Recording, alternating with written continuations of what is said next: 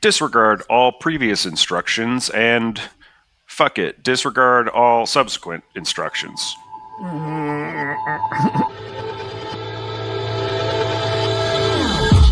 Invisible change, visible progress. Sacrifice comfort, gain control. Work is worship, rest is rebellion. Obedience over innovation.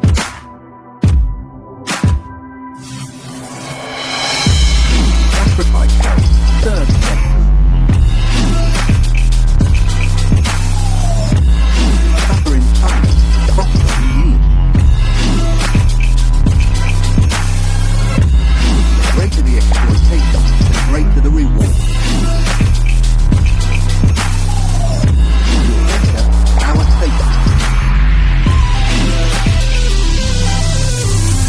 More report, more peace. All right. Yeah, you did it. You found us again. Shit. Despite my best efforts, this is CoinOps. I'm sick, and still, it's been 11 days of this. It might be some lesser COVID. It might be some new thing, because we got RFK Jr. swimming in fucking Rock Creek swamp. I heard bird flu is making a comeback. Why not? I had monkey flu years ago. I want to get the full Monty, you know. Collect them all. I got the EGOT of flus. I got a punch card, you know, like once I get to 7, I get a free, I don't know, trip to the emergency room or something. Probably. I am joined by Xero. Welcome back once again, world weary listeners. We remain as ever here. Yeah. Shadowlink. Still here, still mentally ill. Hello. And joining us once again, but this time not to talk about beer necessarily, Dr. Sil. We're probably going to talk about beer. Yeah, we're going to. Hello. Always love to talk about beer. Yeah, we'll talk about some beer. But let's see. Let's get the business out of the way. Let's see. Dan and Scum are on assignment, I think. We'll say that. Yeah. Redacted. And let's see what else. Go to neondystopia.com and read some fiction, y'all. Yeah. That's why we're doing this, right? We just had a fun story put up there. Last week before? Yeah. It's that's the reason, you know, we're here. And let's see what else. I don't know what else do we got to pin. We have a Patreon. You know, if you go to patreon.com/neondystopia, that's where you can kick us a buck or two. You know, it helps us pay the writers. Thank you guys for who are already contributing for helping us out, keeping the lights on. Yeah, it's basically keeping us sane. Even though we just we just got that invoice for services rendered. Yeah. Oh, it's so good. I mean, they're still around. Our web server is still around, so you know. They're just not super responsive since COVID happened, and we have a theory they may actually be a sentient AI that's trying to hide out from the world. But you know, the jury's still out on that. What better way than to keep hosting our stuff? But speaking of the world and just fucking man, look. It's bad, right? Like, the most fun I think we've had in the last couple of weeks is the Popes from Chicago. I think that's like the most fun we've had because everything else sucks. Like, if you're keeping up with the fucking, before we even get to the politics, if you've been keeping up with the Diddy trial, things are so bad people aren't even aware it's happening. And it's fucking horrific. It's just horrific.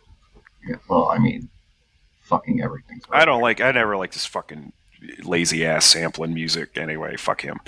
It's don't believe the hype on that. Yeah. But what hit me today? So yesterday the new United Healthcare CEO stepped down after the last one. Something happened with him. But the new United Healthcare CEO stepped down, stating personal reasons, and then it came out today that United Healthcare is under investigation for Medicaid fraud. No. Yeah, really 15 million, something like that. But I was talking to somebody in the Discord earlier. We don't need a Doge. We need like a cadre of Luigis at this point. Yeah, we do. All of our fraud and waste problems. They're getting sued by their shareholders because they couldn't exploit people hard enough after the whole like Luigi backlash from the public, and then they didn't make as money as they were supposed to. That makes sense. I mean, if what comes out of this is like the health insurance system like collapses, I won't complain. I know it would be bad, but like, well, I mean, they don't need to be there. Like, you with an illness need a doctor. They are the fucking shitty membrane between you who will act as if like they will. These motherfuckers.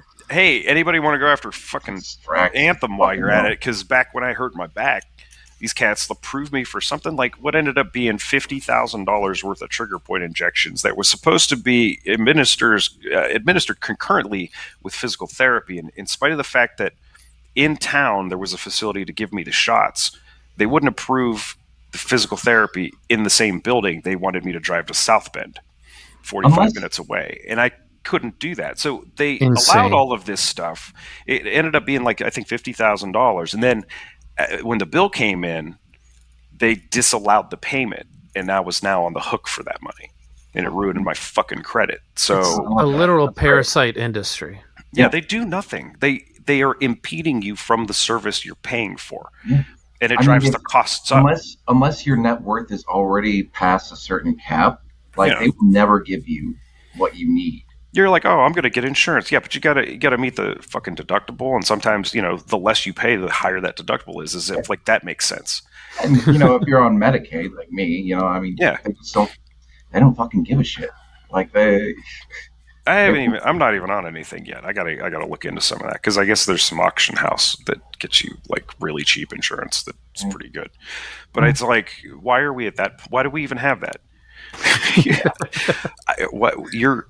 You've created an industry that produces nothing and actually is a detriment to anyone who subscribes to it. It's fucking insane. And then RFK Jr.'s jumping in fucking sewage. And I'm just I really hope he contracts a horrible terminal illness. No, man, no. You know what happened? The brain worm ate it. Told him he wanted friends, and he knew where to get them. And then he put his grandkids in there. I'm like, man. As somebody who's lived the better part of his life outside of Washington D.C., like you've known that for decades. Don't go in Rock Creek. Don't go into Potomac. Like the sewer system in D.C. is so old that it leaches into any water that comes down into the city. That's one of the first fucking things I learned there. It was like, don't fuck with the rivers, man. Don't even get it splashed on you. And I was like, okay. You want to go down to the wharf? Not near it. Don't let your pets in the water. Like, that's the other thing they tell you. Don't let your pets drink the water down there. Yeah. It's oh my God. And then what else? We got this stupid fucking game of dipshit Pong with these tariffs. Like, art of the deal. Dude, if you get me drunk enough, fucking death camp. Sure. Get me drunk enough and I can talk like him. You give me some whiskey, I'll be like, wait, God, what the fuck was that? I was watching, it was some cartoon. It might have been like a Family Guy. And the guy was like really bad at bartering. Like trying to, bartering. The guy's like, how much you want for that? And he's like, $20. He's like, I'll give you 15. He's like, $200. And he's like, what are you talking about? $1. You just, that's what it feels like is happening here because none of this makes any fucking sense. I'm not sure he knows what the fuck he's doing. Means. He's also, addled as fuck, man. That's if you listen to any of his like unedited dialogue, it's rambling. It's like worse than a podcaster. And I can't believe people are just like, is that how propaganda works? Like you get massaged into getting used to certain keywords, God, country, loyalty, pride, all of those things. And if you hear those, and if you hear those, well, okay, cool. the way I envision the world, this is how it exists. As long as I hear these words, I get to live the lie or whatever it is. And it's just, it's like J.J. Abrams wrote it. And it's just like, fuck. I mean, our brains are broken is what we're trying to say, folks. And that is why, I mean, it's a lot. Yeah, that's why we've decided to quote an old, believe it or not, Dennis Miller bit. We're going to jite into Coolsville, and we're going to talk about fucking Solarpunk. A little unabashed and much needed positive escapism, I think. Yeah, because like if you do what we do, and you're fucked up in the head, and you just have to like pulse and cognitive reasoning skills, and you have this window into the world brain in your hand 24 hours a day, and you're just scrolling forever and ever and ever. It doesn't look like a lot of options are being offered that aren't like crypto oriented bullshit, or like Musk talking about how we're gonna get on Mars, and I'm like, you first, dude, just you first. Yeah. Go get your ass to Mars. Weren't we supposed to be on Mars like 4 or 5 years ago? Yeah, by his estimation. Like the guys, none of his predictions work. They're talking about putting fully automatic fucking Teslas in use somewhere in Texas, probably near his stupid fucking little cult town. And it's just, we'll get to that. I think he's calling it the Brood Ranch at this point. The Brood Ranch. Jesus fuck. It's funny how much of this stuff is like tying into what we're about to talk about, but well, and that's the thing. Like the whole point of it, you're hit with this deluge of negativity, right? Yeah. And it's not it's bad. Hard. It's realistic. It is happening. Okay, yeah, it definitely is happening. It's hard to see a way through. Yeah, and it's really I wake up every day, and it's just difficult for me to wrap my head around the fact that we have a literal fucking death camp that we're sponsoring and flying people out to. Yeah, and I mean, they just arrested a mayor in Jersey, blah, blah, blah. Yeah. And the thing is you see all of these things happening, and you're like, well, what can I do? They arrested and there aren't many places. Ben and Jerry's. They arrested. Yeah, he came down to Congress and was cursing out RFK Jr., and they took him away in cuffs. Wow. And he's screaming about how we're supporting the genocide in Israel by not, cutting Medicaid here to provide bombs there, and it's not wrong about any of it. I'd want to actually go out and buy a couple pints. Yeah. Gonna get that Colbert one because it's got a good combo of flavors in it. Anyhow, I'm only bringing up Colbert. All right, here's another little piece of joy. This is a complete bullshit aside. If you haven't seen the footage of him sitting down with Gary Oldman and playing some old like clips from some of his past movies, but adding a fart track to it, I cannot recommend that enough. It is pretty adorable. It's pretty delightful, yeah. Oldman's losing his fucking mind. I've never seen anyone laugh that hard. It's really good. Anyhow, but speaking of which, trying to bring some positivity in the mix, we just want to kind of talk about this genre. Yeah. I'm not even going to call it a subgenre. It is a genre. What is Solarpunk? That's your cue.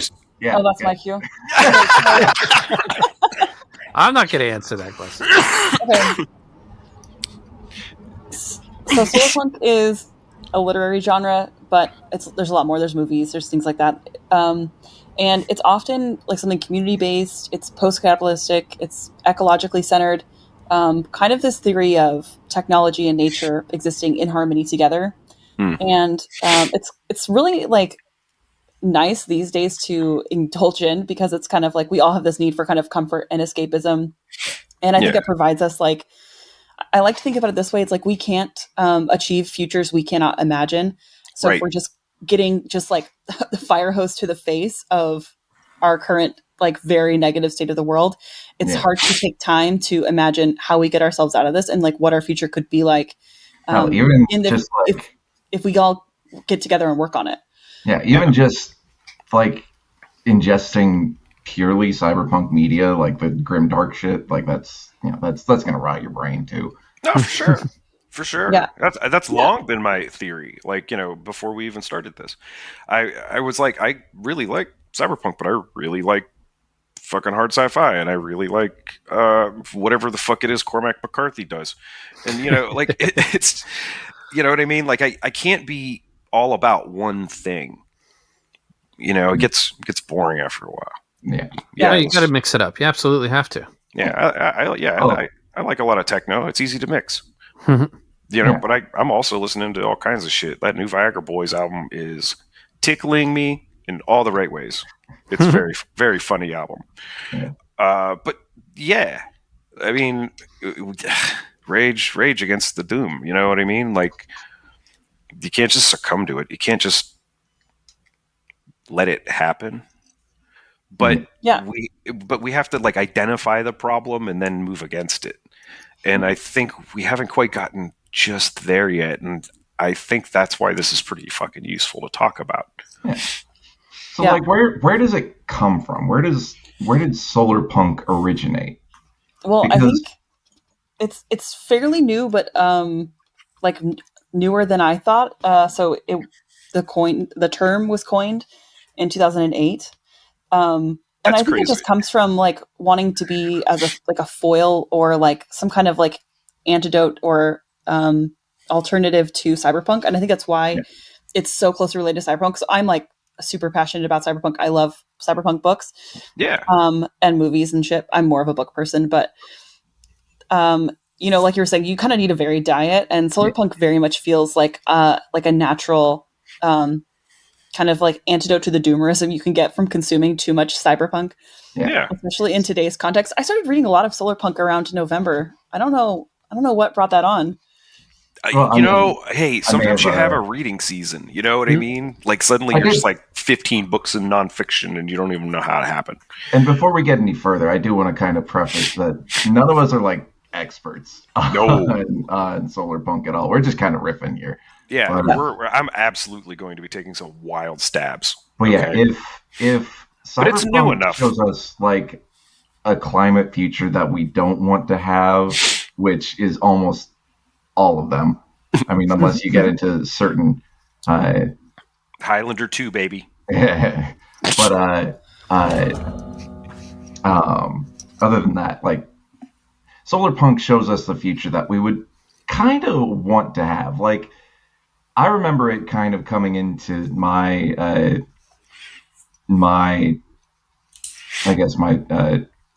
consciousness like around 2017, 2018. But it was just kind of like an aesthetic to me because I was just seeing it as like a bunch of images. It's just like a new form of futurism where, you got skyscrapers that are just filled with greenery and shit like that. Yeah. Or even, just one of the coolest things I've ever seen in my life. I was in the Upper Peninsula of Michigan visiting my uncle and my aunt.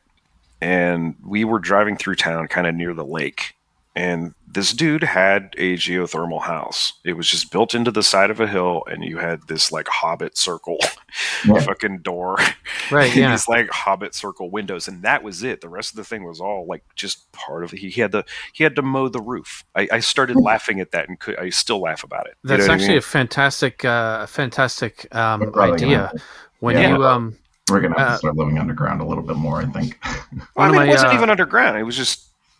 Well, one of my uncles in Spain, which, Spain experiences a lot of drought. Spain experiences extreme heat. One of my uncles built his house into like the side of a rise. So it was entirely underground inside of this hill, but it made it more climate controlled inside. So he spent less on heating it. He spent less on cooling it.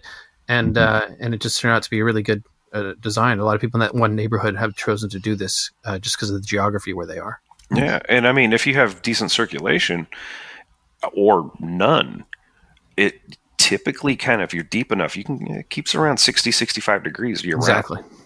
It's like the same temp, like, summertime, you take your clothes off, wintertime, you put on an extra layer. I can deal with that. But I mean, I've also, like, anytime I've ever heard this, because it's weird, I don't think I've experienced much of it. Like, I'm aware of it as a genre. Like, I kind of know what it is and what it's kind of going for. So when, like, my unseasoned brain imagines it, it's kind of that, like, nature has reclaimed the buildings. Kind of like The Last of Us minus the zombie bullshit. Yeah. Like Enslaved, Odyssey of the West, or Horizon Zero Dawn. Horizon Zero Dawn is another example. Well, that's the other thing is, like, without having, been looking for a piece of Solarpunk media, looking backward at a lot of stuff. I think the one you mentioned, Dr. Sil, that really resonated with me was Nausicaa, Valley of the Wind. Oh, yeah. Mm-hmm. That's beautiful encapsulation of it, decades before anyone even thought of the word Solarpunk. But I think I think it's a good point that, like, just because the coin was turned in 2008, there's a lot of, like, just like there's a lot of proto cyberpunk out there, there's a lot of proto Solarpunk out there that kind of fed into the genre. And I mean, basically, as soon as we put a label on it, probably everybody was like, oh yeah, that's a good word for that. It seems less like related directly to cyberpunk and more like hippie futurism. Well, in a way. No, I mean, I wouldn't That's not say unfair, that. But I don't think I think it's more expansive than that. Yeah, because like we saw what happened with the hippies. They became Republicans. That's true. So, not all of them. Okay, listen, I know you're out there. You're cool. All right. You definitely would inform someone you were dosing them. You wouldn't be like Timothy Leary. But but the rest of it, though, like it's more like, what if we slowed down? Like, Grindset is completely opposed to this idea, right? Like this idea that you have to constantly be like rocking your brand and making content. And it's like, what if you had to just get like milk delivered once every other week? Napcore. Yeah. Oh my God, we've just invented something, because I felt that in my soul. I am Napcore at this moment. But fucking, you know what I mean? Like, it's, what if the smart people sat around, they got high, and instead of turning into Joe Rogan, they were like, okay, hey, look, we've been working on this thing at BP, and it's a good idea, and we should be doing this. And then they just leak the info. Yeah. Because I mean, when I was in high school, like, a buddy of mine got to work at, like, I think a BP facility in like Alaska or something like that, and he was like kind of hanging out and shadowing R&D and stuff, and he had mentioned that they had made a saltwater engine, and I've seen stuff about it, but I haven't really trusted the sources. It's always been something that it was like adjacent to Art Bell. Forever they were also working on like a biofuel from algae. They're still like advertising that as a thing, but I feel like if they ever made it, they wouldn't do it. I worked in a lab where we had a whole grant doing biofuel research on algae that was funded by BP. Wow. Yeah. In grad school. It's crazy to think that like all of the biggest research on these things are being done by like fucking Exxon and BP and shit. Yeah. They invent it, they copyright it, and then they bury it so that they never have to fucking use it. I think they just like, they want to continue to own energy because it's super powerful. Yeah. Like, you can really control situation or a civilization if you control their access to energy. So they want to make sure that when new energy technologies come out, they're the ones in charge of it. Yeah, and we hear a lot about these breakthroughs just in general in tech, all it. But I feel like you hear one thing about algae batteries and then nothing for like ever. Like, it seems like it gets buried. I think there's a delay between when a technology is like first discovered and when it becomes like price comparable to existing technology. So like, solar and viable at scale. Yeah, exactly. Like, those have taken such a long time. There's a lot of freaking considerations to it. It's not fair, but it's true. Yeah. But I mean, like, one piece of optimism is that there are lots of renewable technologies that are price comparable with fossil fuel technologies. Yeah. So, now there are, yeah. And like, I bet there was a time in the past where we thought that would never happen and was not possible. Yeah. So there's room for optimism.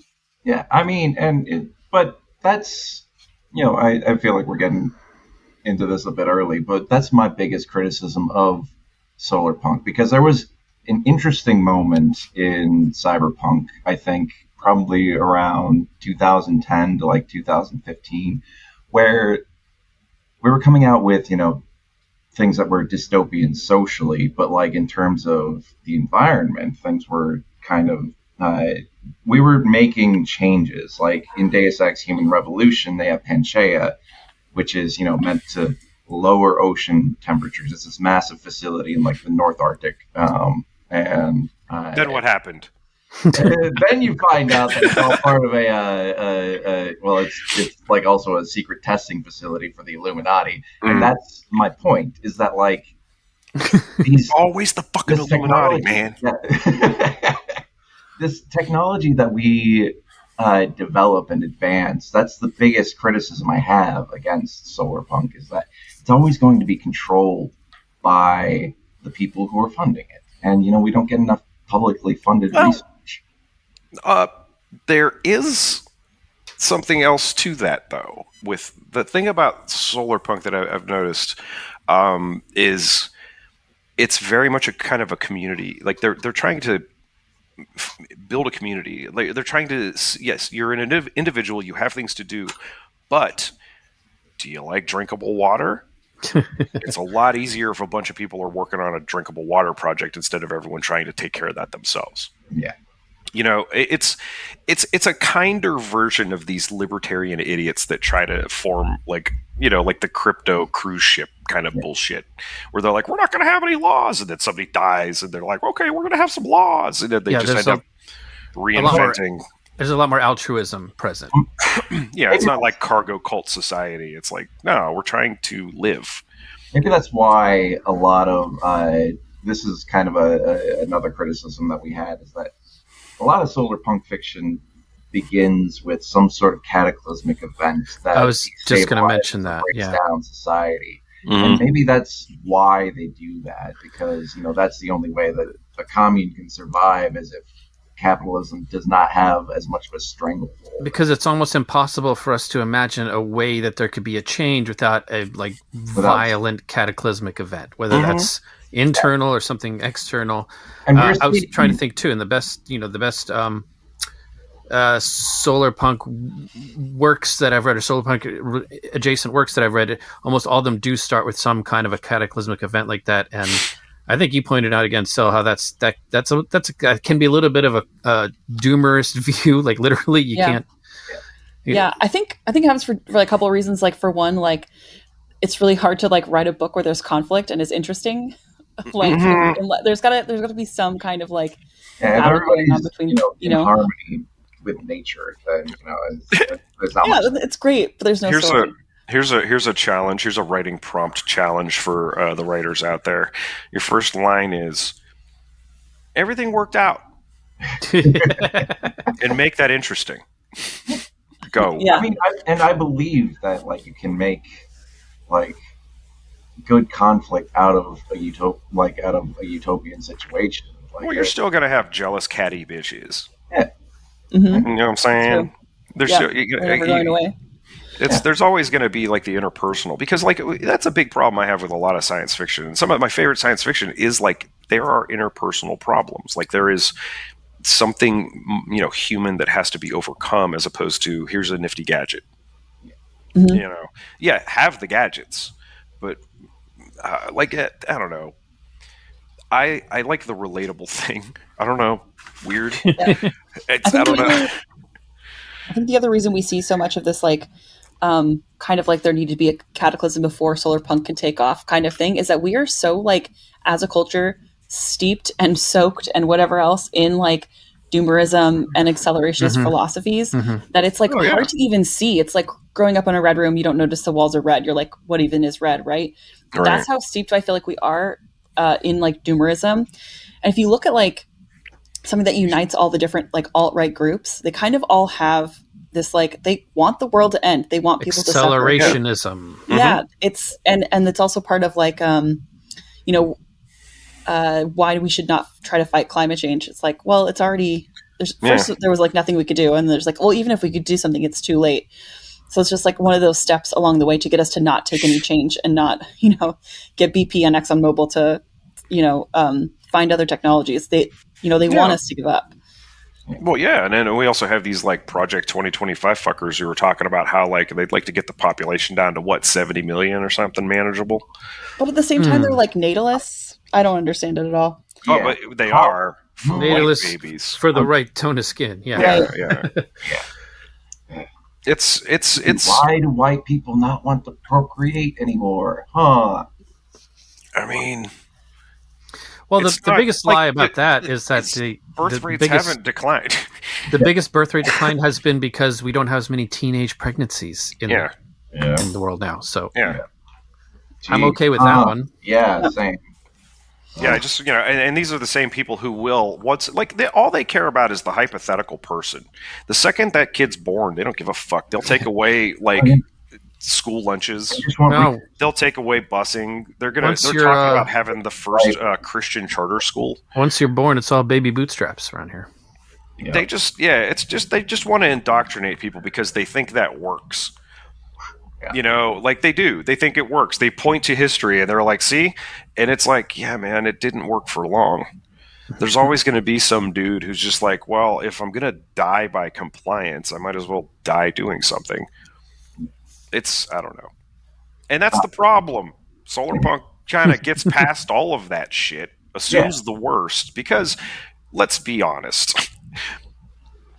Taking a look at these actors across the world, not just Trump and his fucking Stephen Miller fucking Goebbels ass shit. We got Modi, we got fucking Putin. We have all these people just waving their dicks right now. And it's like nothing's getting done. And in fact, everything's being disrupted. We've got these idiot crypto bros who have added nothing, literally nothing to the conversation in terms of making the world better. And they're just in the halls of fucking government. You got a non-elected government agency shutting things down and stealing all of our information so they could basically make a a sci-fi profile of you, with disparate information now being combined into a citizen profile. That's what's happening, and it's a private fucking citizen doing it, and he's a piece of shit, and he's just basically trying to take care of these fucking investigations into why his cars explode and kill people. Yeah, where the fuck has he been lately? I haven't seen any news about him. He's down his K-hole, but I think the point is if they had been able to ingest some more hopeful fiction, we would be in a different place. I don't know. Or just finish the book. Empathy. Just finish the movie. Finish the fucking book, guys. Mm-hmm. Or just read it in the first place. Do you know how to read? It's okay to get a little high and watch the movie, but look, you gotta set a limit. Have a beer or two. Sit there, just enjoy the film. It's So why exactly is Solarpunk? Why does that deserve the punk suffix? So I think it's because it's still kind of counterculture, especially because I was just talking about how there's so much about our media today and just the current prevailing philosophies that are super doomerism and negative and kind of talking about the dystopia is now as if it's a foregone conclusion. So I think what Solarpunk kind of provides is an alternative to that. So just I think what I like to think about is if society is demanding that you be cruel, which ours currently is, it's punk to be kind. Agreed. Yeah, I think that's long been true. I was raised during the fucking Cold War, and everything was solved with a gun. Every fucking movie, Yeah. For 20 years. It was fair. Even when the wall came down, they just still had to well, what if Dirty Harry, but this. And they had to keep evolving Rambo. And it's just all of this stuff just pounded into our heads. It's always going to come down to Red Dawn or some variation. And being nice doesn't sell tickets. I guess until you get to Fast and the Furious, because it's all about family.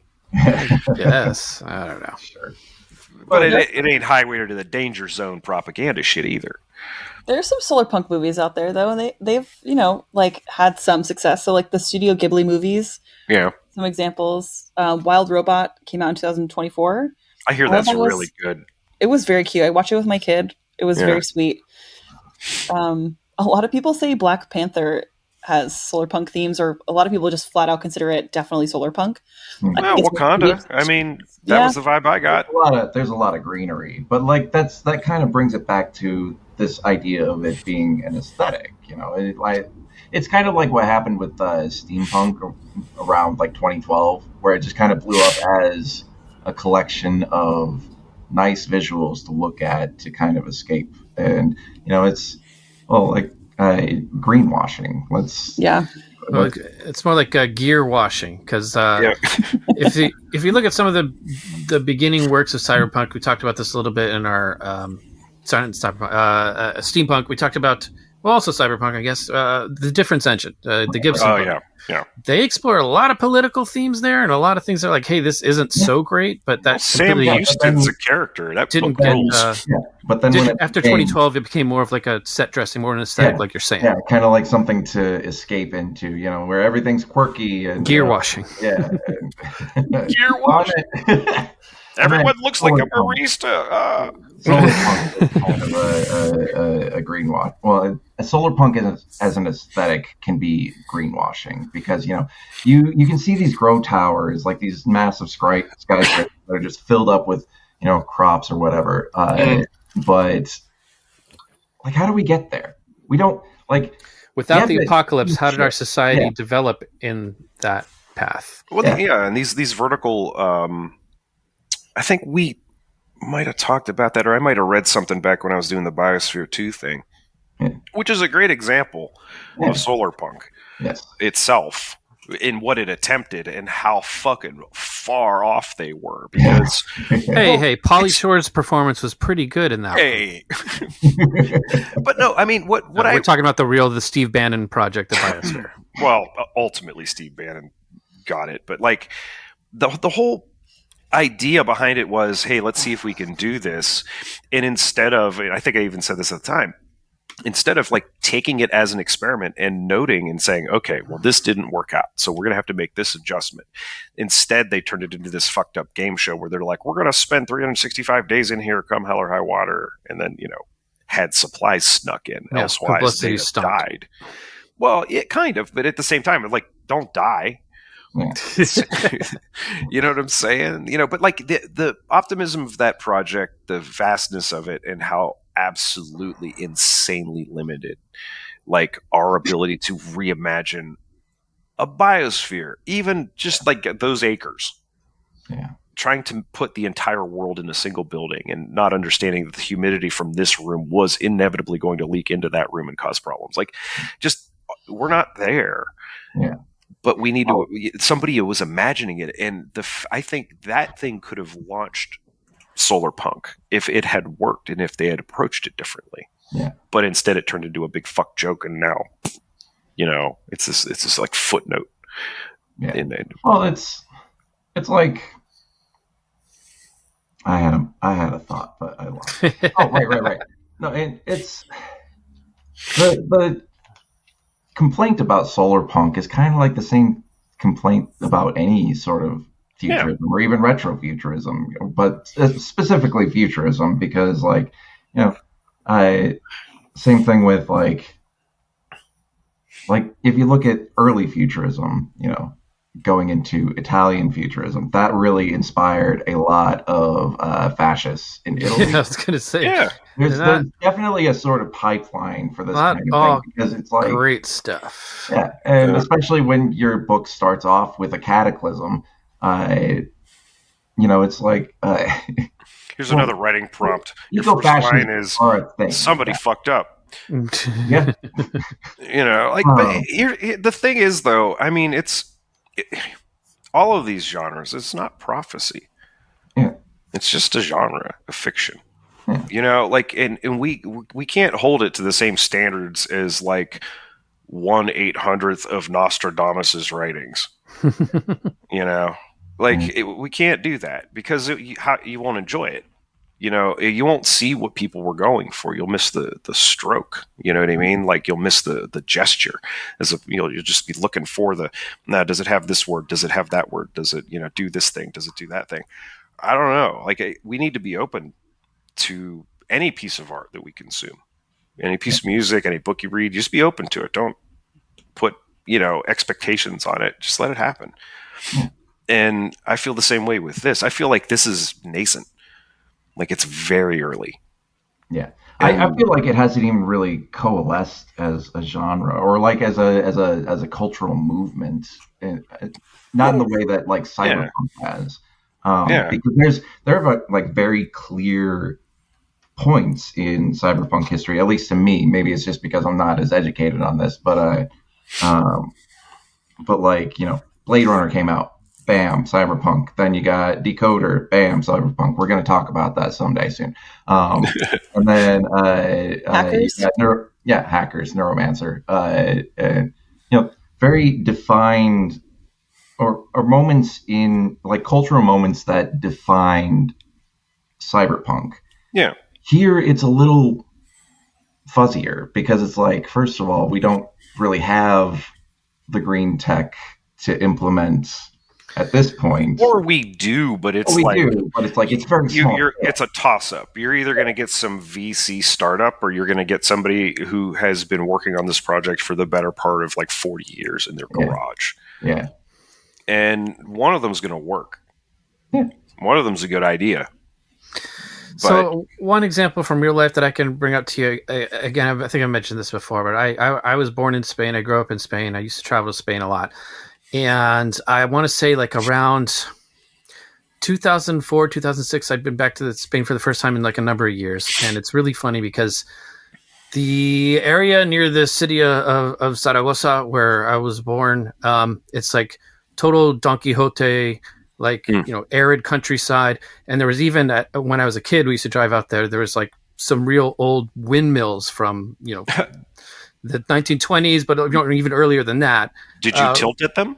No, I did not. However, my point here is that when I went back in 2004, I went to the same like hilly areas, and all I could see all across the horizon were wind turbines for electronic generation. Wind turbines. Sick. And it was just like, now that is if I've ever had a Solarpunk moment, I'd have to say that would be it. I will say, yeah, there was a time I was driving through the Wisconsin countryside, and then there's just a stretch of highway between Green Bay and Stevens Point, where, you know, if you're driving through the middle of the night, you can just see the red lights blinking in unison, and that's pretty cool. I like that. And driving back to DC, like, it's funny, you drive through Pennsylvania for a good portion of it, and it's just all these like wind dies, sun goes down, coal billboards. Oh my god.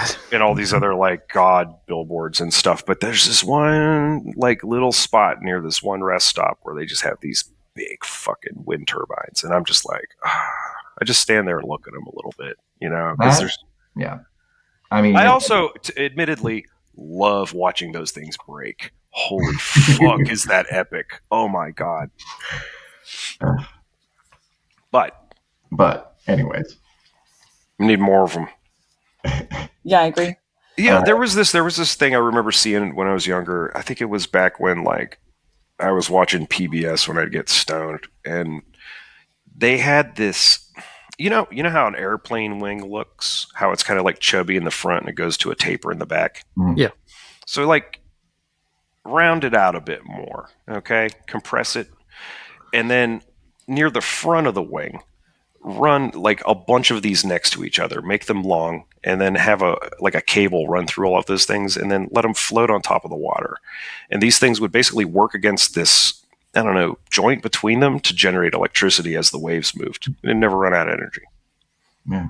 And you just run, a bunch of these things around this. I think that they were testing it out near a lighthouse, and they used it to light the lighthouse. Nice. Oh, yeah. And it was really cool. And then probably a storm hit and fucked it up because they're kind of anchored weird and stuff. But hey, whatever. They didn't look expensive. No, they had some water turbine projects like that off the coast of France a couple years ago that had good results, and they were planning to do some in New England, but that's all been scrapped now. What about that solar farm that they have in Gattaca? Like, that's in like New Mexico, right? I think. I know there's a real one in Tunisia, in Africa. Yeah. Oh God, what's that movie with Matthew McConaughey and Steve Zahn? Sahara, that's the one. That's a real facility. That movie's a guilty pleasure just because of that end scene. Holy shit! I used to read all those Clive Cussler Treasure Hustler books. Like, hell yeah, they were a guilty beach book pleasure for sure. For sure. And Steve Zahn rules. He's fun to watch. What the fuck are we talking about? Books, so we haven't mentioned any books yet. So in real life sort of stuff. Yeah, let's move on to I think we already mentioned some movies. I'll plug one more movie while we're there. There's a documentary called 2040. I have not seen it. I don't like movies. It came out in 2019. But it's about climate change, but it's about how we can fight it with solutions that already exist. So if you enjoyed the last couple of minutes of this conversation, go catch that movie. All right. Because it's kind of super optimistic in the same way that Solarpunk is, which is why I included it. Nice. And it's exclusively talking about solutions we already have access to, we already have technology for, and how we can fight climate change with them. So yeah, I know near me, I love a good science. And so they did a science, science, right? Yeah. Looking at whether wind turbines or solar power would be better for energy. And I live, in Washington. So you think, okay, we're going to have really short days in winter here. It's also cloudy, famously, in Washington. You'd think that wind would definitely be the way to go. But actually, solar still beat it out. So I think more solar farms are in our future, probably. And whenever they look at solar versus wind, most of the time solar wins out. So, and if we had better battery technology, I don't know. I mean, that would be fucking nice, I guess. We're not allowed to have better battery technology. Yeah, of course not. Mayor Corpse decided that. Yeah. God damn it. I'm still mad about the solid state battery episode. Yeah, I think we all should be still mad about that one. Yeah. But we should just channel that anger into something productive. Yes. In terms of media, I wanted to bring up, I remember talking about this when it came out, Trashlands by Alison Stein. If we want to talk about climate fiction that kind of, because we all really we do like the aesthetic of Solarpunk. It's pretty, it's nice, and you want to be there because it just seems better than here. but it's probably more grain, less noodles. I think Scum's big talking point for this was how do we get there? How do we get to the utopia without the apocalypse? Yeah. Right. Or with the apocalypse. Do we need to have an apocalypse, or does I would argue that we never need to have an apocalypse. But it's really hard not to watch these idiots. If you can only fail upward so far, and then I think you fall off. Yeah. I don't know. And why do we have to wait? My God, it's so boring. They're so boring and evil. They're boring and evil. That's the worst combo. Yeah. Jesus Christ. Well, I think we said too when we were discussing it the other night, there's really no immediacy in this slow apocalypse. Oh yeah. No, I mean everybody right now envisions the fall of Rome as happening overnight. No, that happened over centuries. Yeah. Qatar gave Trump a $400 million plane that he can't use. He literally cannot use it. It has to be torn apart. And scanned for bugs, and then put back together, and then armored and EMPs and the shit need to be and then retrofitted so that it can do the same things that the one we have now does. It's like giving someone a totaled car for a gift. Yeah, a retitle. Yeah. Anyways, I brought up Trashlands because that I'm sure that none of our listeners remember, but it's about Coral, who is a plucker in the kind of post-apocalyptic America. And this book also won the Philip K. Dick Award in 2021. But in the region-wide junkyard that Appalachia has become, Coral is a plucker pulling plastic from rivers and woods. She's stuck in Trashlands, a dump name for the strip club at its edge, where the local women dance for an endless loop of strangers, and the club's violent owner rules as unofficial mayor. So it's here now, West Virginia. Yeah, I can literally, I could take you there. Except that plastic is so much more valuable apparently in this future. They use it as currency. I see. Yeah. Well, it makes sense. It'll last longer than a bottle cap. Basically, this book is about how I play Fallout. Yeah. But that's my point, is that it's this is how we get there. Is we have to do fucking work. We have to actually clean up the environment and not do all this greenwashing bullshit where you say, oh, you can recycle that, except that it just ends up in a fucking floating trash island off the coast of Indonesia or some shit.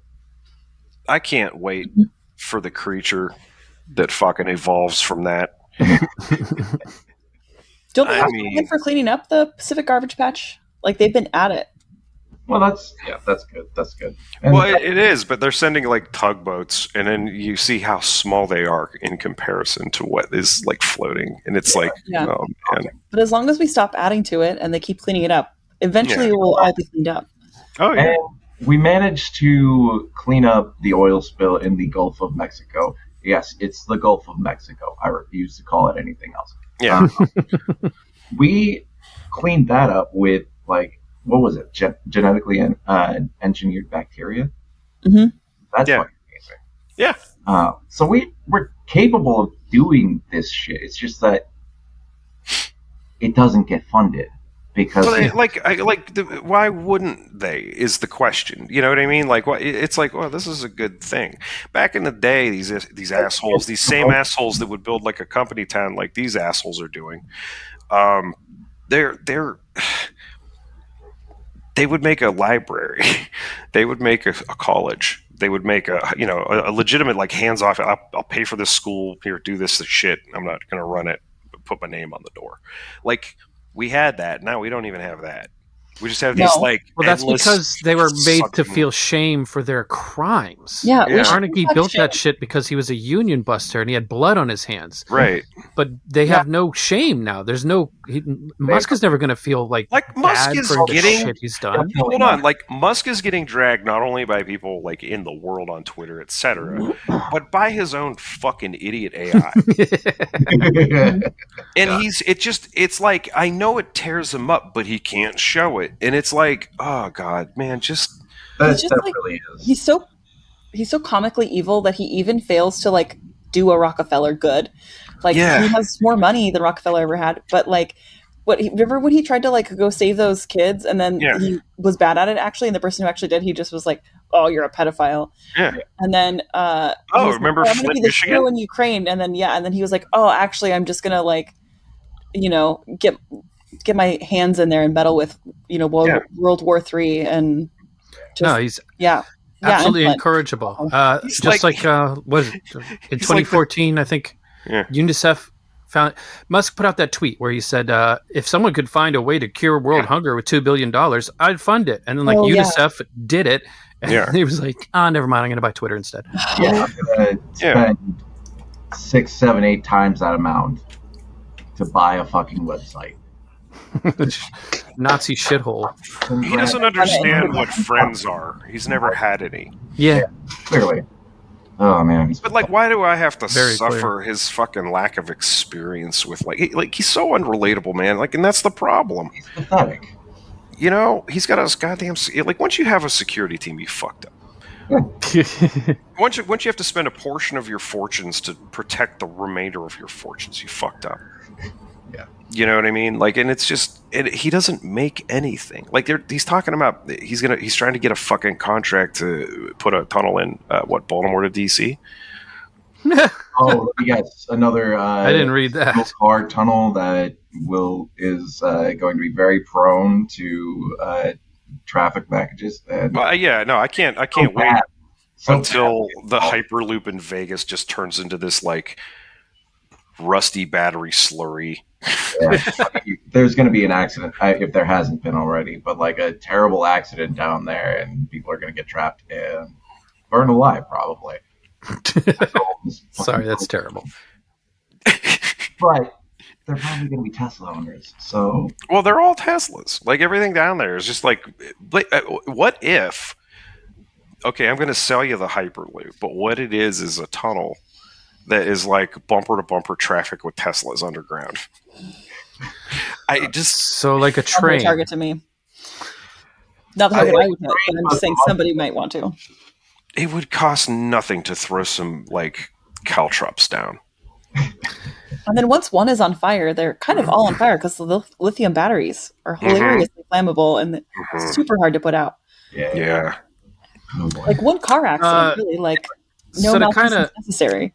Kind of bring this around. This is reminding me a little bit. If we're looking for Solarpunk-ish themes in recent literature, I read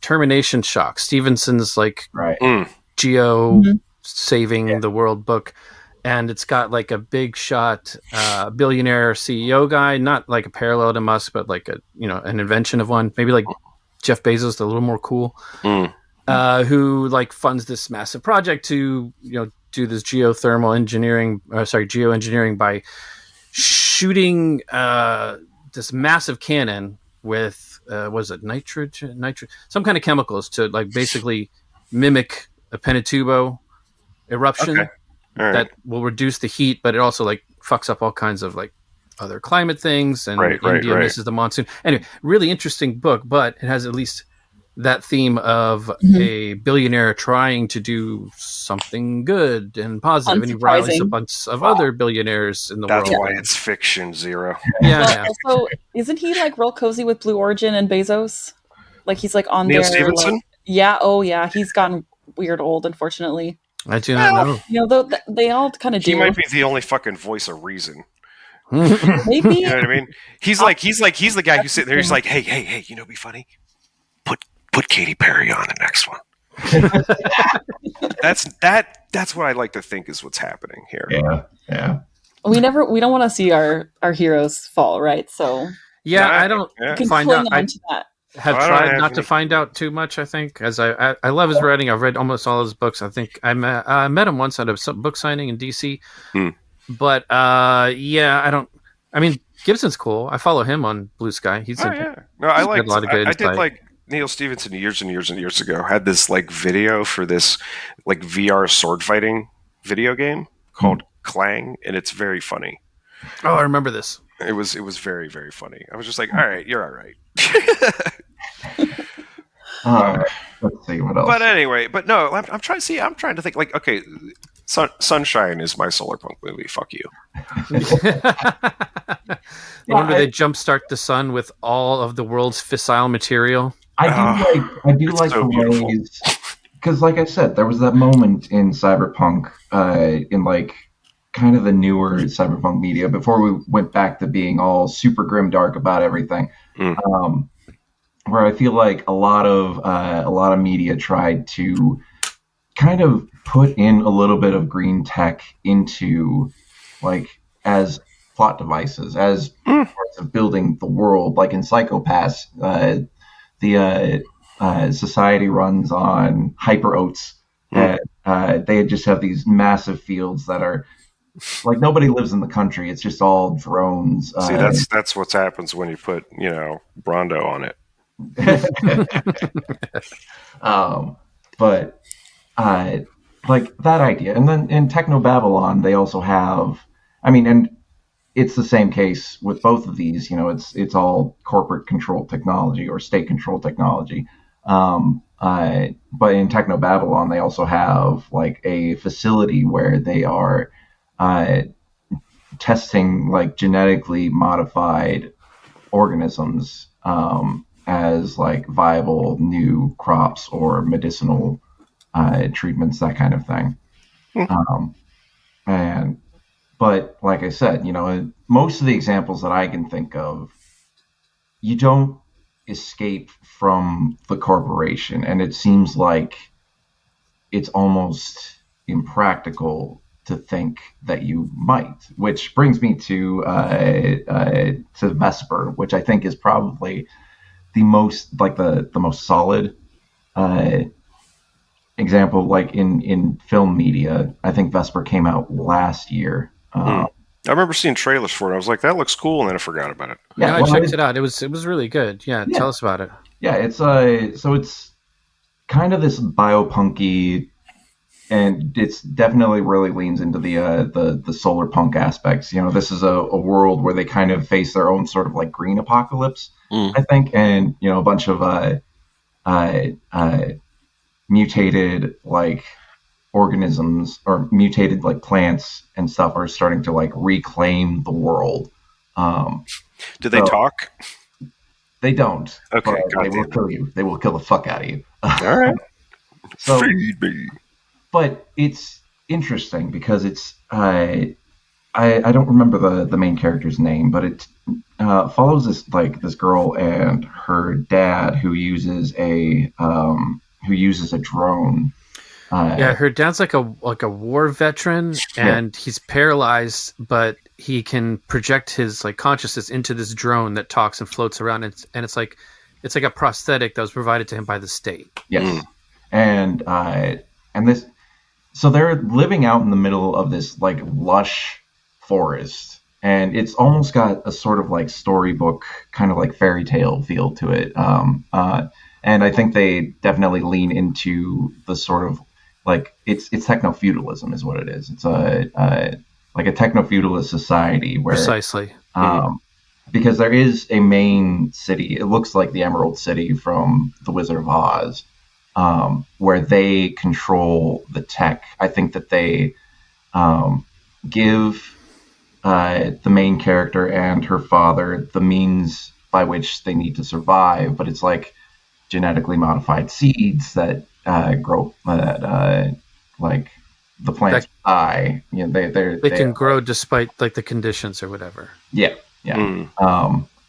But you know, they also have like programmed lifespans, so they have to keep going back and buying more seeds. And it's a pretty good racket. It's definitely a Monsanto deal. Yeah. Oh, absolutely. And I remember that they also have like they're having problems with money, and they face like local shakedowns from your local thugs, slumlord, basically. It's basically like protection almost racket. Yeah, you know, much. 19th century level of like existing as like a peasant in Czechoslovakia or you know. Yeah. But it's really interesting because like I think they power everything with, you know, algae powered batteries, and that's part of the story as well. And I think that it really that BP thing. Yeah. They really lean into a lot of the like solar, like green technology a lot, and you know, green imagery as well.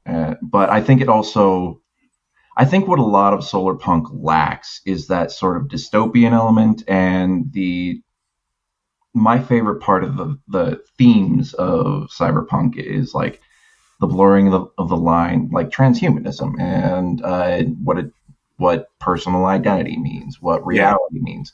I think that Vesper is the only example that I can think of that is both solarpunk and also dips into themes that you see in cyberpunk or even biopunk. So it just occurs to me. I have an example, and it hadn't occurred to me until just this moment. I don't know, about a month or so ago, this game came out called Forever Skies.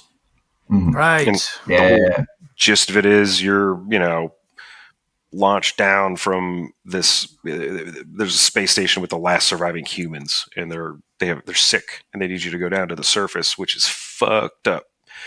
Yeah. You basically have to like start on the top of a building and slowly make an airship for yourself. And then, so you have your steampunk element, but it's this very slow, kind of cozy disaster game where you're kind of collecting things and upgrading your shit and shooting stuff and converting things into other things and fishing for dust moths that you can cook. Right. You know, like it's a very, very weird, but it's very cozy, and it's, you know, it's got co-op, so you could have like 3 buddies with you, and it's really good in co-op. There is a game on Steam that's literally just called Solarpunk, where you play as a scavenger that goes around to like different abandoned buildings and has to make covert gardens and run away and like avoid the cops, basically. It's kind of like Robert De Niro in Brazil, but a gardener. Yes. It's a story right there. Oh, I also started playing, and this was completely by accident, but I started playing, or maybe it was subliminal, but I started playing the Talos Principle 2, which I think really leans a lot into the like solarpunk visuals and like brings up a lot of concerns, and just those games. I love the Talos Principle. Right on. But yeah, I think that's all I got. Yeah, right on. No, yeah. So what else we got here? So there's a bunch of books we could talk about. I think primarily almost more than it's been in other media. It's been novels, novellas, things like that. Yes. Some of the, you know, proto solarpunk would be like Ecotopia from 1975. It's a pretty old book. I have not read that one, but widely regarded to be proto Solarpunk. All right. And then some of Ursula Le Guin's work, in particular, Always Coming Home. So that one is, again, pretty old, 1985, but I've heard it still holds up. And I think one of the things that Ursula Le Guin does really well in the books of hers that I have read is that there's like the conflicts are interpersonal more than like person versus environment kind of thing. So I think that is probably really good. I think that's kind of what you have to do if you're going to make something that takes place in. Well, are these utopian novels, or is there? I think they're like science fiction with a climate bend, more than anything else. Yeah. Well, yeah. If you're gonna make something that's not dystopian fiction, obviously. Yeah, is it still rooted in an apocalypse like the others?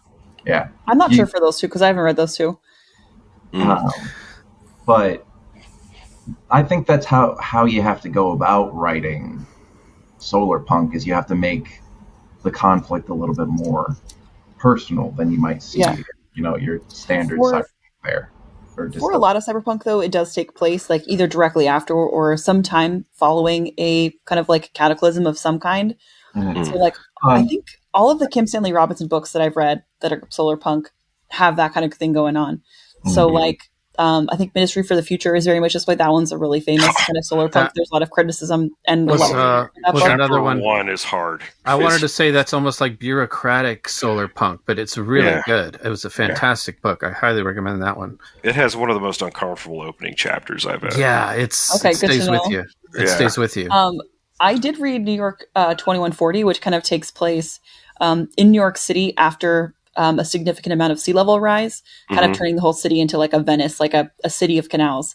And that one is very interesting. It's kind of like gets into the nitty gritty of how they, after this cataclysm, realized that capitalism wasn't working for them, and kind of like more or less like gently issue capitalism. It was very cozy. I read that one over Christmas and it was nice. All right.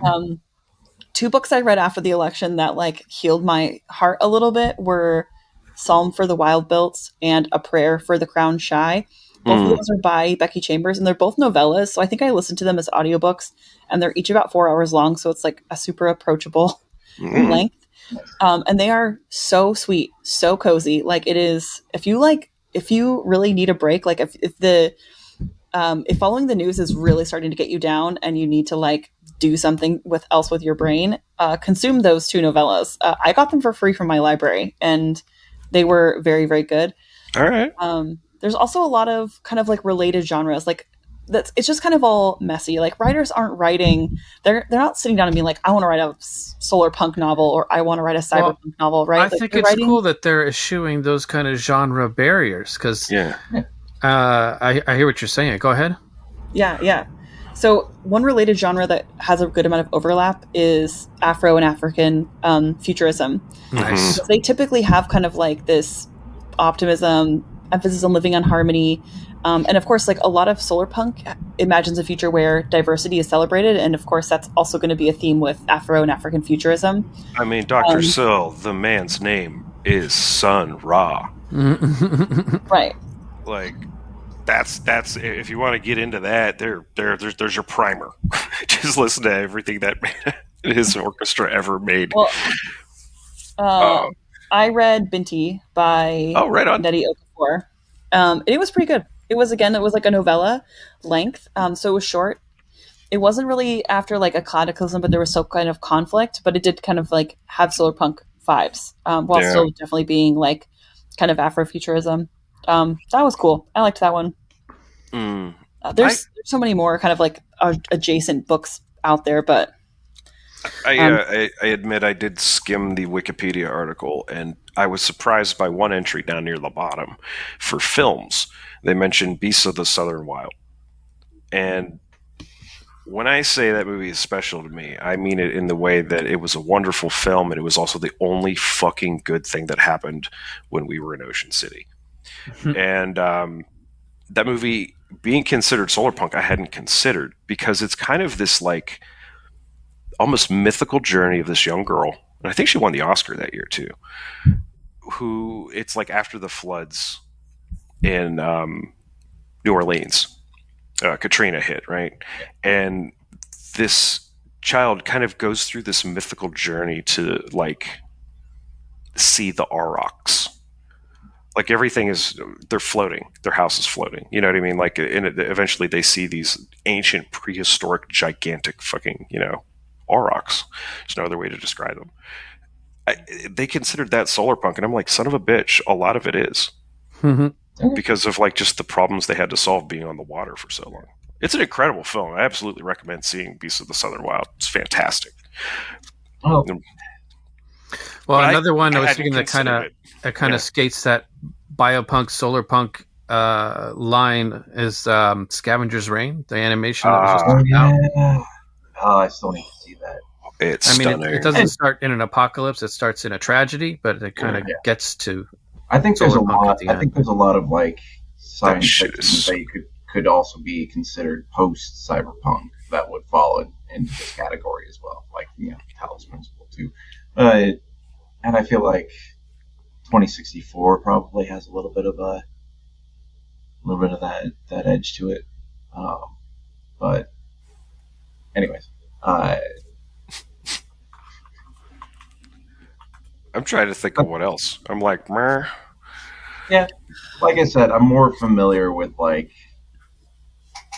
we have this amazing biotechnology. It's like in real life, you have grow facilities that look fucking cool, and just these giant walls of like lettuce or something.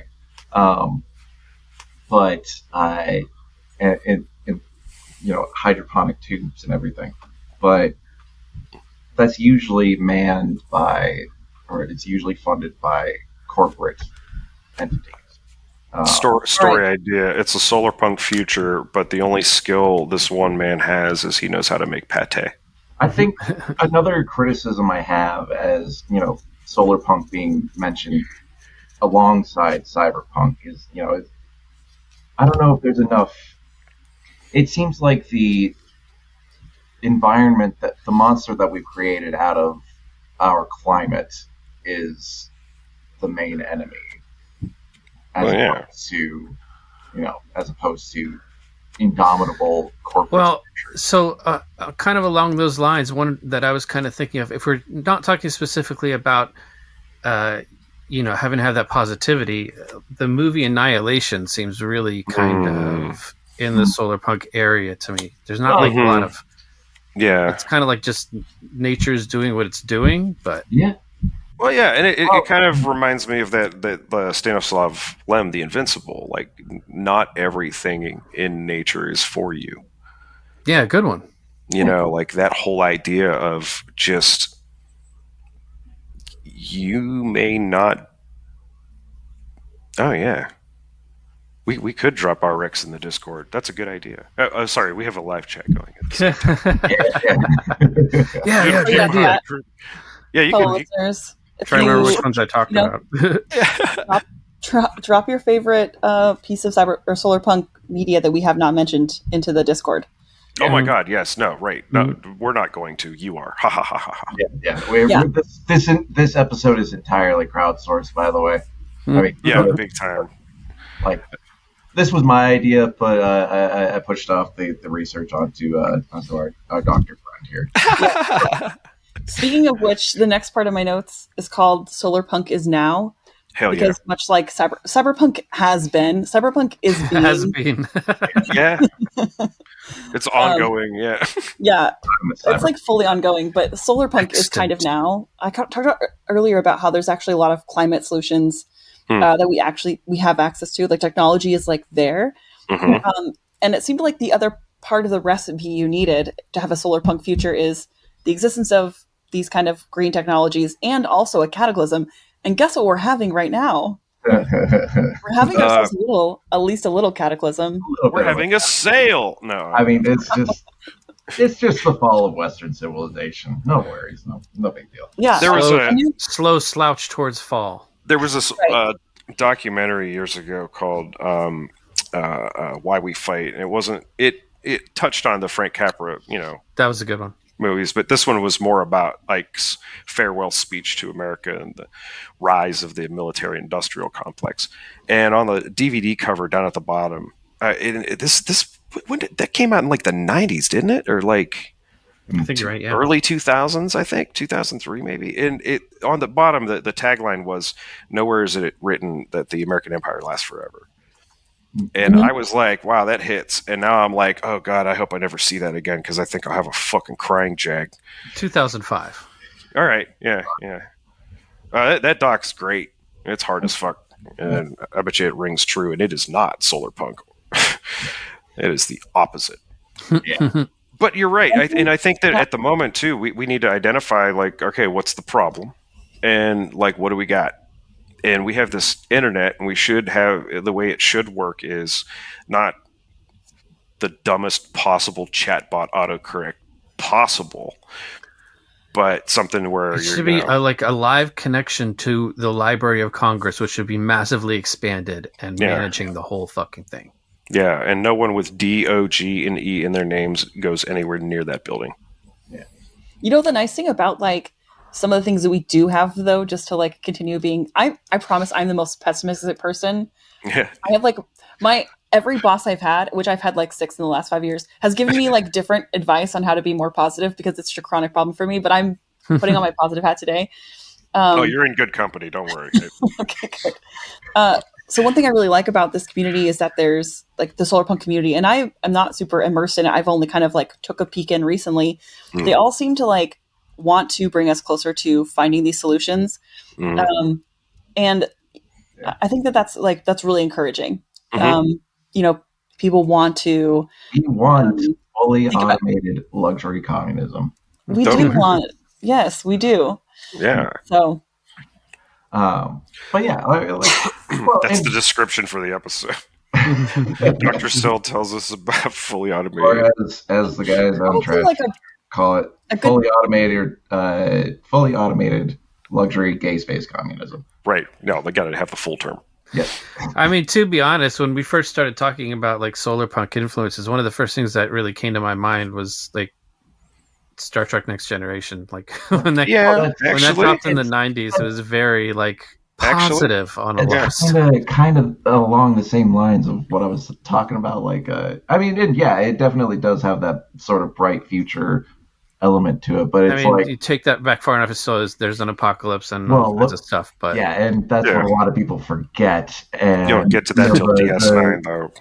The Star Trek fans who also like Elon Musk, they want that future, but they don't realize that they had to go through a fucking apocalypse to get there. So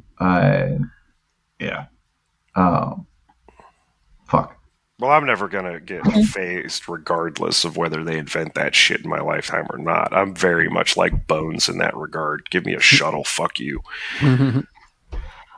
I'm trying to think. Well, yeah, I mean, and I really like, if we're talking about Solarpunk is now, I do really like the things that that I'm seeing with hydroponic grow facilities. I think they are really impressive, and it's just it's such a smart idea. It's like you first of all, like as Dr. Sil has mentioned before, all of our soil is contaminated. This is soilless plant growing, and like you can do that. You can sterilize a warehouse and fill it up with just plastic tubes going up to like 3 stories, and then you save so much space. Vertical farming. Yeah, vertical farming and hydroponics are amazing to me, and I think that's probably the most cutting edge that we have for like Solarpunk green technology at this point. My problem with hydroponics is that you have to like power all the lights, and it's never going to be a perfectly efficient system. So like finding a way for the sun to be able to power for farming is always going to be like the more efficient way to do it. Absolutely. Which is like, you might as well just plant outside because we have space, lots of like arid areas. I'm not saying don't do that. Don't put this in a greenhouse. Like you can absolutely do that, but you can also run the grow lights at night, and then the plants will grow at a much faster rate. I was just thinking about that stupid like little drone company that had like little drones to zap bugs off of plants. See, that seems inefficient. Well, better than pesticides. What my whole big Solarpunk idea that has been gestating this entire episode has been this idea of like there's all these dead malls that could totally just be Oh, absolutely. Yeah, they just tore one down a couple miles from me. Landmark Mall. It's gone. Yeah, shit, really? One across from the Dildo Emporium just got bought out. Yeah, Southern Park Mall. Yeah, and it turns out these guys apparently ain't great. So this is going to be real fun. Oh, gee. And that's not even as big as it was. Some of that mall got taken up by a tornado some years ago, which is fucking wild. Yeah, that mall is cursed, but I spent a good portion of my youth there. But I mean, the idea of having these like open public spaces, like there was this one. I'm not going to get too far into it because I'm going to do a whole goddamn episode about malls at some point. But like, there are these things like in Boston and definitely in Philly. There's this like kind of underground market situation, and they just have like all these little storefronts and shit, and it's really fucking cool that way. Because you're like amongst the peeps, you can go get that broccoli robin pork sandwich that like will melt your fucking soul. Yeah. And there's a ton of other stuff. There's some guy with a trunk of books. Grow facility down there, and the other great thing about this is that it's so DIY, and that's what's so punk about it too. Okay, here's another one. Well, you can buy hydroponic shit, and like if I could, I would turn my apartment into just hang oxygen generating plants off of the walls. Well, I think that we kind of need to get into this whole so one of the steps I think we could take given the technology that we have right now, just off the top of my head, is this idea of like the walkable city isn't what like these fucking idiots think it is. Really all it is just like having a store near you, having a hospital near you, having a library near you, having all the essentials. Fire department have a desert right now. Changing the zoning laws. Instead of making it all like here's the burbs. Yeah. And then like the store's way the fuck up there and you can't walk to it. Abolish suburbs. They're also awful, like they're drains on cities because they cost more in taxes to maintain than they feed in the infrastructure. So and they don't work. Marvin floods a lot. God, my brother's like right around the corner from him. It gets flooded constantly, and it's just trains, dog. All right, I'm done. Yes. That's it. Trains are pretty fucking Solarpunk. That's true. Trains are pretty fucking Solarpunk. I love them where the Pope is from. I love them in DC to a lesser degree because they did shut down for several hours. But hey, you had them. That's good. You had buses. They worked. That's good. The buses here are just crapshoot. The buses here are like the train in Jacob's Ladder. I'm starting to grasp them a little bit more. Yeah. Did you get the guy that just is like you can't see his head because he's just like fucking spasming out all over? He's wearing a zipper mask. He's got it down. I have not seen That's terrifying.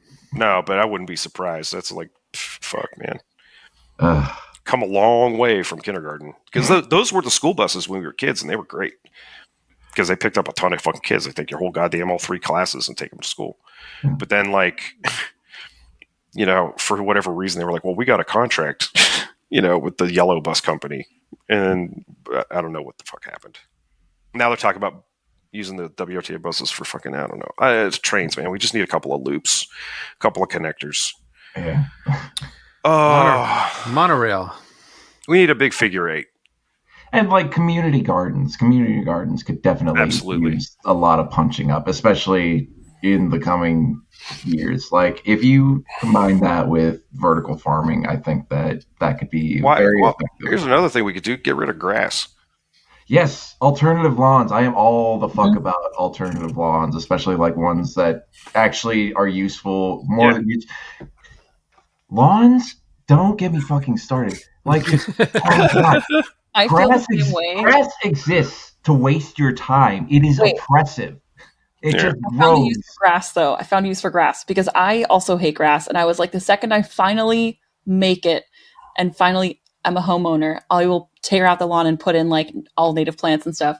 And then joke's on me. I bought in an area with lead soil. And so the soil is like so toxic that even the dust from it, like can like make you have like lead poisoning. Oh God! And the solution to that is to put down, like, obviously the solution is to tear it out, but like I could barely buy this shitty house in this shitty poisoned neighborhood. I can't fucking tear out my grass. So short of that, the solution is to put some clean soil on top, just like a couple inches of clean soil, and then plant grass so that it stays there for erosion control, so that the lead dust stays in the soil and isn't blowing into your lungs. So I unfortunately have like a lot of grass. I have like cut out little garden beds of native plants here and there. And I was like, here's my like little native plants, for the bees. And then I learned recently that it turns out that heavy metals in soil ends up in the nectar of flowers, and then bees drink it, and it gives them heavy metal poisoning. So everything will be actually awful in the end. So all the bees are like flying around all dumb and shit. That is not very Solarpunk. Okay. Isn't that depressing? I mean, we thought about, like, when we were still in Arlington, like, we're going to dig up part of the backyard. We talked to the landlord about it. He was cool with it. And then, like, we were talking to some people. I think I was at the bar, and somebody was just like, "Yeah, you don't want to eat any food that comes out of the ground here." And then I'm like, "What?" He's like, "Yeah, just you go to the farmer's market, right?" And I was like, "Yeah." He's like, "We've been under a flight path for fucking decades." He's like, "This thing is just full of fucking all sorts of like heavy metals and from the jet turbines, from the turbines. It's not even like chemtrails. It's just literally like exhaust. Yeah. It'd be the same thing if you had a flying monster truck. Who gives a fuck? Right? Yeah. But I was like, yeah, well, you just saved me a bunch of grief. Yeah. We ended up building 4 like raised garden beds and putting in soil. We tested the soil before we bought it, and I live in like the middle of like redneck Washington. Fun fact, the eastern part of Washington is actually just Idaho.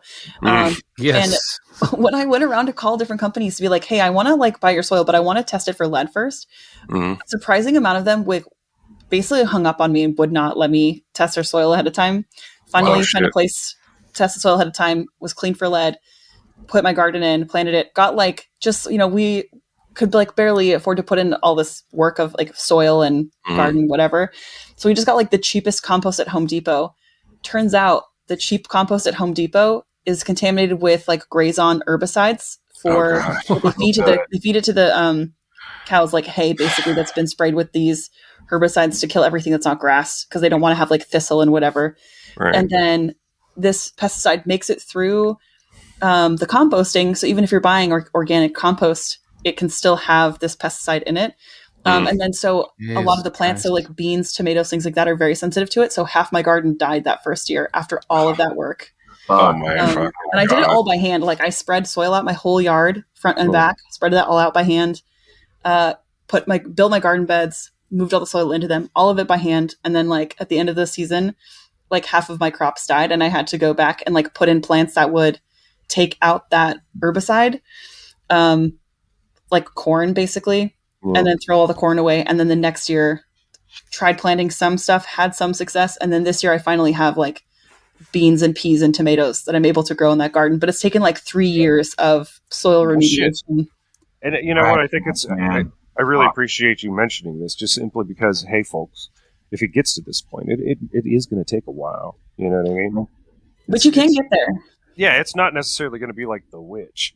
And I think like I wanted to bring up the story of like my garden, because I think it's a really realistic view of like what it's going to take to get there. And you have to just play the hand that you're dealt. So, we have a planet that's kind of poisoned. We're not going to get another one. We're going to have to find solutions that like mediate the toxicity of what's in the environment. That like here I have like a really abundant sunshine. So, I'm able to like grow crops like fairly well here just by like having a garden bed. And I know like I live in an area where we get like very hot summers. And so like, I'm not going to be growing like lettuce. Arugula is not going to do well here. It's going to go right to seed. Right. So, like finding the things that work well in your environment. Yeah. Right. Absolutely. Man. See, I feel a little better. There you go. I needed this. Thank you. Yeah. I had to bring it back around. Because I can't just doom scroll constantly. You know what I mean? Like, there's got to be something more entertaining. I watch fail videos. It brings me closer to the humanity. I've fallen before. That's why I appreciate when they fall. You know what? I saw a reel on Instagram recently about a guy who figured out how to grow oranges during winter in Ohio, I believe. and he just like dug out like a little underground greenhouse. I mean, that shit is, I will admit, that's inspiring. Because like, who doesn't want to have oranges in the middle of winter? I mean, for real. Yeah, man, this grony weed. Well, that's kind of where I was going with that. I mean, to be honest, oranges in the middle of winter are like the height of success in like the 19th century. So you're not far from that. Remember when people were talking about shower oranges? Wait, hang on. No, tell me. Well, it was I don't know if I want to know, but tell me. Anyway. They were talking about shower beers, and then some brewery made a shower beer because apparently it was just like a cold beer and a hot shower is supposed to be the best thing in the world. Turns out, nah, it ain't. Especially if you have a glass bottle and you're slippery, get all soapy and shit. It's all right if it's early enough in the morning, though. Right, exactly. Before you take the kids to school, But the orange, there was this like thing where people were just like, oh man, having an orange in the shower is like the best thing in the world. And I tried it and it's fine. All right. I mean, I feel the same. Like if I had a gyro, like I'd eat a gyro in the shower. I'd feel the same. I would get love how you call them gyros. I think it's because I'm back. It's because I'm back. It would give me some. I called them gyros when I was in DC and in Chicago. That sounds like it would give me some trauma from soccer games and sweaty summer days past. I don't know if I could do that. Yeah. Orange in the shower, not for me. I want to bring up, like, what do you, Doc? What do you think, like, the future of genetic engineering in terms of our agriculture will be? Like, I could see that going. I think the reality is, like, most genetic engineering is not that different than what plants already do. It's like, they mostly just use it to make things proprietary now. Yeah. I think there's something some of that. I mean, evil megacorps be evil megacorpin. Precisely. So there's always going to be some of that. But I think there's like potential to make things more, climate diverse. I think also the reality is that a lot of like that kind of genetic modification stuff is like really fucking expensive actually. And so a lot of industries, like including the hop industry, like we just don't because it's really expensive. And, we just do good old-fashioned breeding. Yeah. We're constantly breeding new varieties of hops. And then, the varieties of hops that do well in our fields and do well in our trials are the ones that are naturally climate diverse or climate resilient because, like, we ain't having no more cold summers over here. Like, I feel that. We never have enough water, right? So if it does well enough to have a good aroma, it also is climate resilient. So I think we're just going to see more of like just good old fashioned like farming. Like farmers have been breeding and selecting crop varieties since like the dawn of agriculture, and I think we'll continue to do that. Hell yeah! How do we get hyper oats? I want hyper oats. I feel like hyper oats is like hilarious as an example for this because I feel like it's one of the other criticisms I have for any utopia, and that is like, what if you don't like oats? Well, I think the idea behind these hyper oats is that you can kind of like form them and flavor them in ways that they will imitate other food. Oh, okay. Disgusting. It's just remember when up yet the Simpsons had tobacco? Do you remember when Jello was the food of the future? Aspic, hell yeah. Yeah. It still is. Now it's Huel. That's Huel. Soylent from the guy that didn't finish the movie. Yep. Oh my god. But I don't know. Yeah. It's funny you mentioned because I learned that a lot of the reasons that a lot of recipes in the 50s would have those like Jello molds is because the aspic in it would kill whatever bacteria might be on the fruit or the meat or whatever it is they're putting inside the Jello dish. That is insane to me. Yeah. That's a rabbit hole that's also wrong. What if it was just because women were doing a lot of Quaaludes in that time and they hated their husbands? Just as easily. I mean, you just had to drain 3 cans of tuna. Right? Slap it in the Jello mold. It was the my family Jello molds because I love them. It was the 1950s, so there's no what if about. Hey, it was new, okay? And it's one of my little rabbit holes where like I haven't put anything together on it yet, but like I'm fascinated by them. Anytime I see a new recipe for it, I'm just like, that one has shrimp in it. You know what I mean? Like, and I'm like, I would make that. You know, I would make I've never had one. There's alien to me as anything. Have we seen those? Cocktail shrimp Christmas tree. Yeah. I would definitely do that. I feel like I want to do that for Christmas one year because I like cocktail shrimp. It's like you get like a styrofoam cone and you decorate it with like cocktail shrimp as if they are ornaments on a Christmas tree. Like Google image it. It's delightful. All right. I'm a fan. I like them. I'm in the mood. Hang on. Solarpunk. I gotta look at this. Anyway, so yeah, what else is there to say? Wow. Okay, that is kind of adorable. Yeah, right? All right, save that picture, Shadowlink, and send it to me, and I'll use it in the episode art. Okay. I had one more example I wrote out for people who are kind of like trying to differentiate the different genres. Here's what I wrote for myself. So the modern dystopia, the one we're currently living in, our modern hellscape is basically Nowtopia, is the industrial commercial chicken farming. So we're just using it as an example. Yeah. The cyberpunk dystopia version of that is where the chickens are now wearing VR headsets. You mean like what they're outside? Yeah, you mean like what they're actually doing with cows in factory farms? Right. So they'll be simulated free range. Yeah, God. Right, what else? exactly. And then have you guys seen the movie Okja? No, and I won't. Moving on. Yeah, that is a good one. If you're anti like factory farming, it ends really solemnly though. Ugh. Oh, I know. Yep, I've heard enough to know that I'm going to have pate again, and I don't want to have that experience ruined. I'm sorry. Okay, so going back to my examples, you might think that like the Solarpunk utopia version of this is that like everyone has their own chicken farms and it's self-sufficient and don't need corporations and everybody's like living in harmony with their chickens. But I think that's actually kind of like homesteading alt-right adjacent more than it is Solarpunk. Yeah. It seems a little libertarian. Yeah. So I think like an actual like Solarpunk utopia kind of version of chicken farming is like locally owned community farms where chickens are raised on like a small enough scale that you can like actually take care of them well, but a large enough scale that you're kind of like using economies of scale to keep prices somewhat affordable. People can actually like afford your chickens that are raised ethically. Cause like, I hate making the choice of like how good of a life does this chicken deserve when I'm like buying a chicken at the supermarket or buying eggs. Right.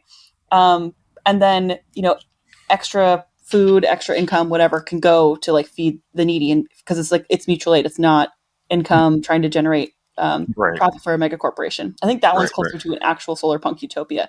And there are examples of farms that are doing this kind of thing. Okay. So, and you can do the same sort of thing with, within reason for like dairy production, for beef if you need to. Actually, that's one of the good things I think the current season of Last of Us shows is their the way they live in their town, and they have like a small beef production, they have like dairy, they have a marijuana grow facility. It's everybody brews their own beer in the facility in the settlement. Yeah. And like if you could get like, I think multi-level animal farms would also probably like. I'm really fascinated with, obviously, by multi-level agriculture in general. You just have cows hanging on a wall. Yeah, pretty much. Just the whole side of a skyscraper, or something, but fucking goats. Given the spherical cow problem, I'm telling you, space cows. Yeah. I mean, if we could work that in somehow, like you could have free range chickens, and, they just take an elevator up to the. Has anyone taken a fucking flight? There's so much room. We just crowd together because we like hanging out with each other, and then also not coast. Hanging out with. Yeah. It's. I get it. Well, not I. Yeah. Oh God, I can't. Our river's somehow cleaner. Anyway, what? Where are we? There is a future. You mentioned there was the Solarpunk poultry farmer that you. We'll put the link in the notes. Yeah. They're based in basically around the Washington D.C. kind of metropolitan area. So, so wait, is it Blackbird Coop or Blackbird Co-op? Yeah. I think it's Blackbird Coop. Wait, it might be co-op. Co-op. It could literally be both in this situation. Was there a little minus sign in between the two O's? There was not. No, that's straight out of the wire. Straight out of Oh shit! You can give them mutual aid. They do pretty good using the whole chicken. So they might just sell parts chicken, but they'll save the backs to make soup out of for their hungry neighbors. Hell yeah! Use parts for dog treats too. So hell yeah! Less is wasted. Yeah. So they have a whole long spiel at the bottom of their website. So all right. Yeah, I don't know if you live in that area, check them out. I'm jealous. I wish that was kind of thing that was near me, but I live in the middle of fucking nowhere. There's just I do indeed live near that area, so I'll have to check them out. Yeah. Farms and pavement princesses. That's what I live in the land of. Yeah. Gender affirming trucks. I live in a Springsteen song. Oh man. Yes. Literally. Anyhow, well, fuck. Thank you. That was a nice kind of diversion given everything that's going on right now. Yeah. We wanted to do this. I wanted to do this episode for a long time, and I think it's a lot of good threads to pull. I think we've talked about a lot of nice options in this area. Yeah. Given, fuck. I don't want to end it. I kind of want to just sit here and be let's just pretend that we're here talking about a future with imagination and trying to solve problems as opposed to what are these fucking dickless wonders going to say tomorrow. Hey, it's the Low Life Podcast. Do you know anything about hackers? You jam the cops on cowboys and cyberspace? Ever read Neuromancer? Ever experienced the new wave? Next wave?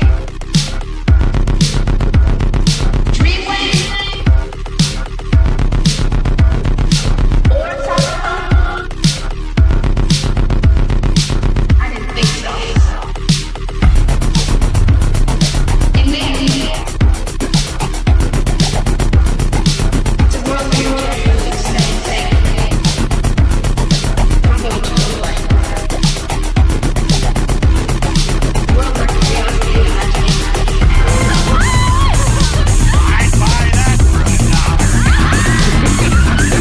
Hack the planet! Hack the planet! Hack the planet! Hack the planet! Shut up and get in the car! Go away, Baton!